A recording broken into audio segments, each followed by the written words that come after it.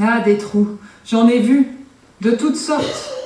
Terriers, puits, volcans, tunnels, trous d'air, trous d'eau, trous de mythes, grottes, gouffres, trous de mémoire, nid de poule, trous du corps, sinkhole, trous blancs, trous noirs. J'aime à parler des trous qui tuent et de ceux qui sauvent.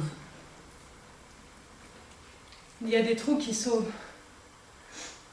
Les souris, par exemple, se sauvent et se sauvent par des trous. Les prisonniers aussi, parfois. Je suis fascinée par ceux qui parviennent à s'enfuir en retirant chaque jour des petits morceaux du mur de leur cellule, discrètement. Il faut imaginer ce que ça doit être au quotidien.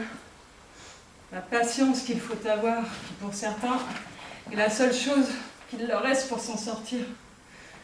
Et puis la peur de se faire surprendre. Le plus difficile, probablement, étant de faire disparaître les gravats.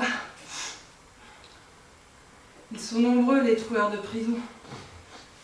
Casanova, El Chapo, Willy Sutton, Andy Dufresne, Franck Maurice, les frères Anglin. Un prisonnier n'est séparé de sa liberté que par la présence d'un seul mur. Je trouve ça dingue.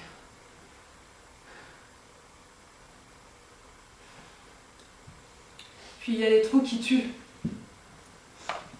Vous avez entendu parler de ce type en Floride? Jeff Bush, mars 2013. Les journaux titraient « Un habitant de Floride meurt avalé par un trou géant ».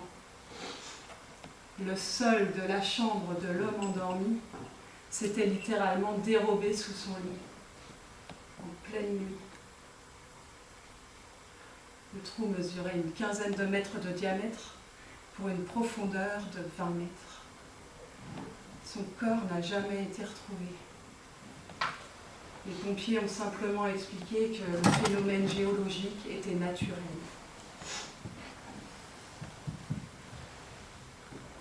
Mais rare, ils ont ajouté.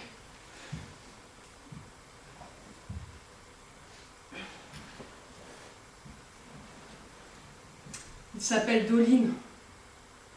Vous savez ce que c'est, une doline?